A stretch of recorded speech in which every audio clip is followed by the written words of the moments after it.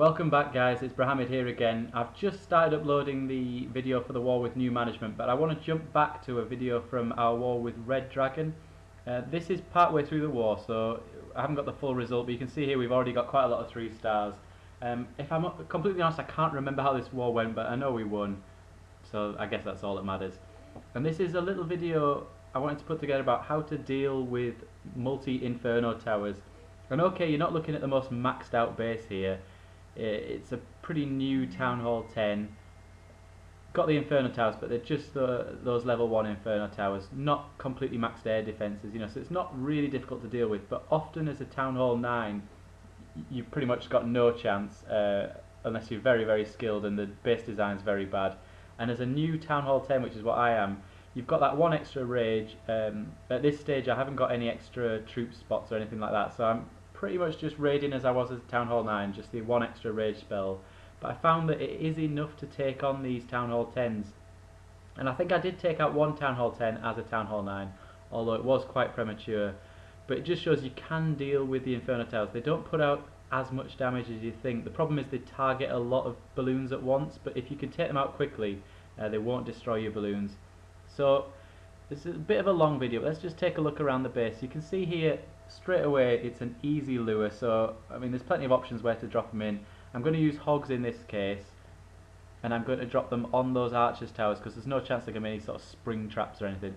And then just pausing it again there, and I had a lot of thought about this base, and at first I was going to go in from the side with the mortar there, take out the mortar with some hogs, drop in my clan castle kill, my heroes, etc., and get the queen. But if you think about it, that leaves up 2 Inferno towers, and that's probably too much to deal with without the freeze spell being leveled up. I don't really think 4-second freeze spells are enough to do much against Inferno towers. You're better off bringing the rage. See there, it's not completely maxed out air defences. There's 1 weaker one there. They do kind of cover each other, but that's not a big deal really. So what I'm going to do instead is I'm going to come in from the bottom here, and I've slowed it down because it's difficult to show everything at once, but needed a golem just because of the amount of defences around the outside. Getting the clan castle out there, straight away dropping my queen because I want her to start to create a gap.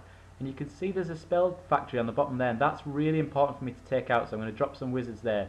And once I get that, because there's a bit of a gap before you get to that drill, that's the route towards that way, towards the left, taken out. And pretty much my heroes are going to either go to the right, or because there's an enemy clan castle there, they're going to go in and try and take that out. And then once they're on those skeletons, for example my king, I maybe dropped him a bit early, but that drew him in towards the skeletons, and now he's going in towards the centre over the jump. And at this point, because it's such a big spread out base, I thought, right, I've got to get my balloons in. So I knew my king and queen were going the right way, and I didn't really watch them from that point. I started deploying my balloons behind my hounds and just hit the king and queen's abilities when I saw that they were getting low on health. And here it's all about the rages, and the reason I dropped in that group of balloons at the top, not directly towards the air defences, is because I didn't want the balloons to go sideways, left and right, or to bunch up in the middle. They needed to go down towards that Inferno tower. And then you can see down the bottom my heroes are still working, and the queen's just taken out the other Inferno tower. Obviously looking at the number of balloons, if the king and queen hadn't have done that, that would have wrecked the raid. And it's just whether or not I can take out this last air defence, and despite the number of balloons it does end up surprisingly close, because that wizard tower is pretty well placed and it's going to wipe out those balloons in a second. You kind of really see how much damage a wizard tower can do against balloons when they're bunched up.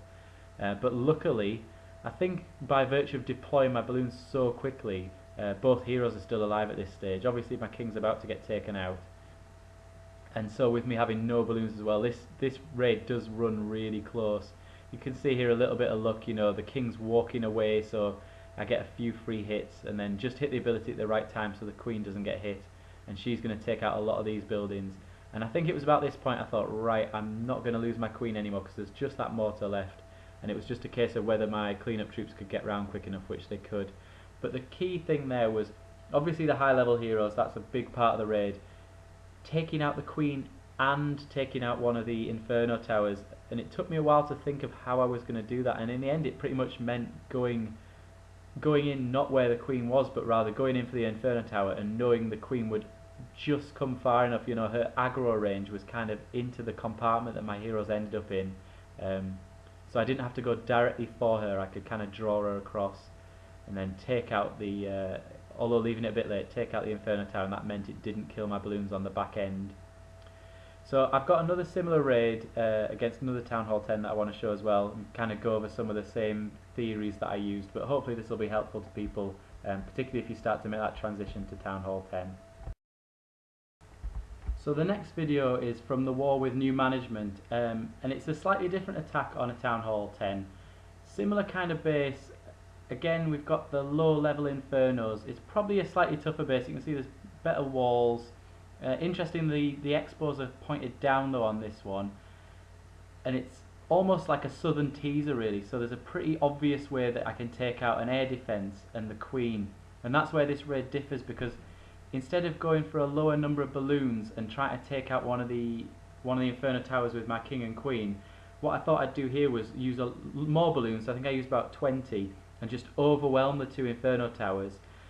I did think that maybe my queen would take out that Inferno Tower, but to be honest, if you look how many buildings there are before you get to it, chances are she's going to get distracted, and that's what worried me.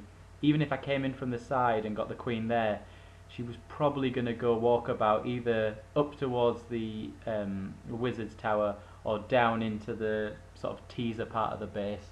So what I wanted to do was come in from the top, and I don't know if you can see there's the mortar there at the top, followed by an archer's tower. So that's a really good spot for me to get the lure, but because it's quite close to the clan castle, they're going to come out and kill the balloons, and I wanted to take out both of those defences, so I actually ended up dropping quite a few balloons in there at the top to make sure I got both of those, because what I wanted is to deploy, you see where the northernmost wizard towers are and the cannons, deploy my balloons there and not have them bunch up towards the centre, but rather go down either side towards the air defences as quickly as possible, and then taking out those Inferno Towers.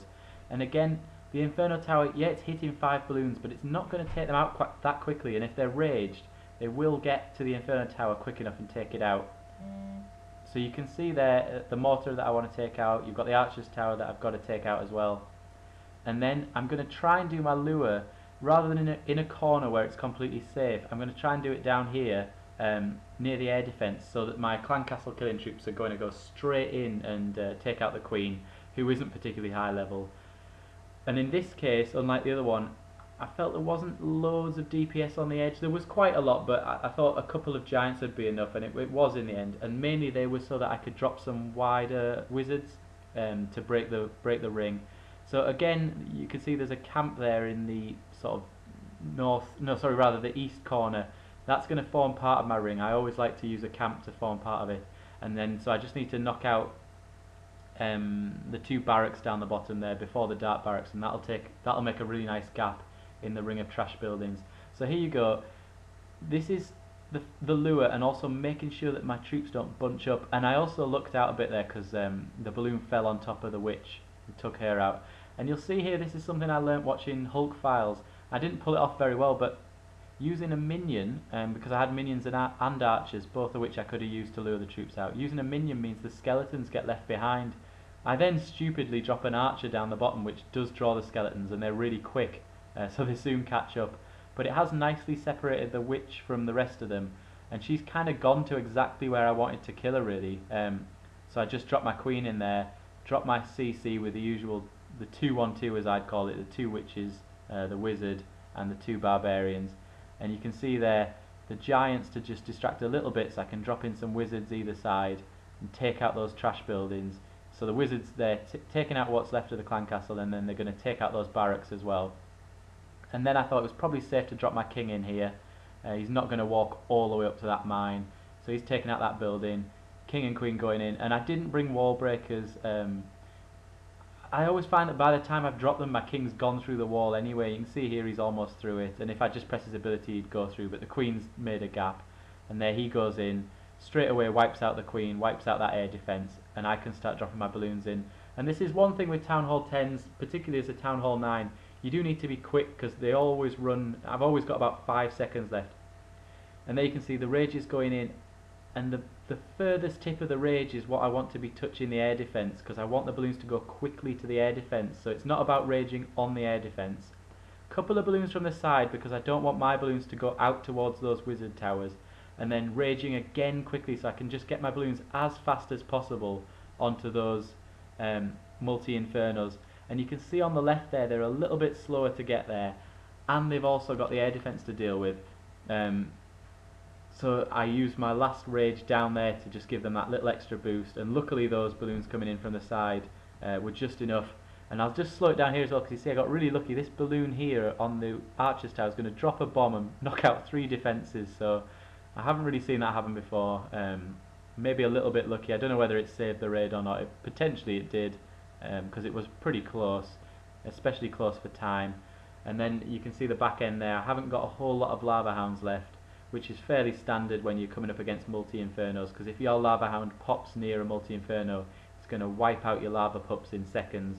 That's why I bring a few minions as well, that I can drop in sort of safely out of range. And there we're just into the cleanup. So I hope that was interesting for people to watch. I don't know how useful it'll be for most of our players, but I guess it will be useful maybe in a few months' time. So thanks for watching, guys, and I hope to be back with one more video from this weekend's war.